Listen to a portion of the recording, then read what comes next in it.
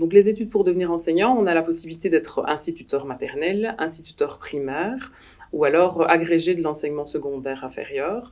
Donc là, ça peut être les professeurs de français, de mathématiques, de sciences, mais aussi on peut faire l'agrégé pour la formation musicale. Et donc là, ça donne la possibilité aux futurs enseignants de donner cours de musique, par exemple dans le secondaire. Ça, c'est une formation, par contre, qui se donne dans les écoles supérieures des arts. Pour le secondaire supérieur, la formation se donne soit à l'université, soit dans les écoles supérieures des arts. L'étudiant peut soit suivre un master à finalité didactique, donc c'est-à-dire qu'à l'entrée dans son master, il sait déjà qu'il a envie d'être enseignant plus tard. Par exemple, le bachelier en langue et littérature, et puis alors donc il va prendre le master à finalité didactique en langue et littérature moderne, et donc là-bas, il pourra directement, après son master, enseigner.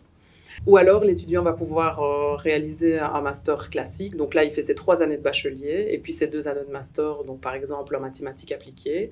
Après ces 5 années à l'université, l'étudiant se rend compte que finalement, il a des affinités avec l'enseignement. Et donc du coup, là, il peut faire l'agrégation d'enseignement supérieur.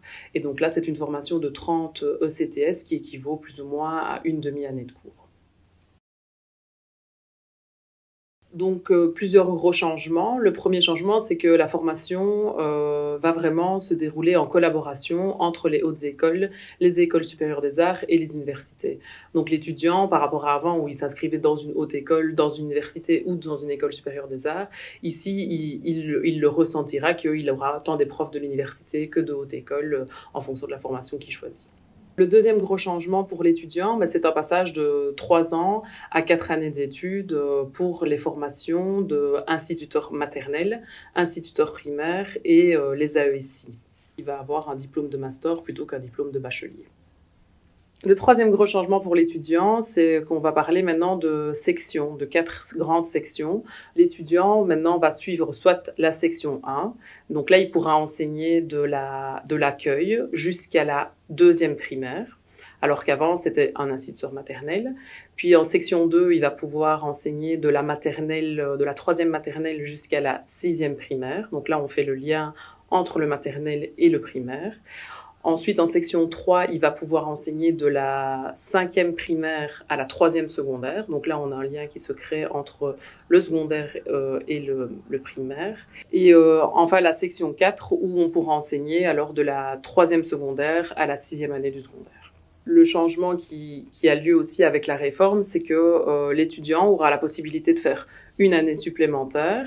Donc soit ce sera une année supplémentaire pour développer des compétences, par exemple pour les élèves à besoins spécifiques avec de l'orthopédagogie ou ce genre de choses, ou alors pouvoir enseigner dans une année supplémentaire. Donc par exemple, l'étudiant en section 2 pourra enseigner de la 3e maternelle à la 2e secondaire grâce à une année supplémentaire réalisée.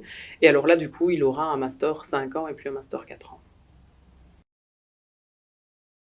Alors donc le législateur a prévu la mise en place de la réforme pour l'année académique 2020-2021. Donc avant ça, pas de changement pour les étudiants qui s'inscrivent dans une formation d'enseignant. Mais rassurez-vous, donc pour les étudiants qui seront diplômés et qui souhaiteraient avoir le diplôme après de master qui sera mis en place, mais ça, des possibilités de passerelle existeront et donc ils devront reprendre des cours pour pouvoir accéder au niveau de master. Et alors pour les étudiants qui sont en place pour le moment ou qui vont entrer bientôt en formation, là une période transitoire est prévue. Donc là l'étudiant pourra rester dans cette filière jusque l'année académique 2023-2024.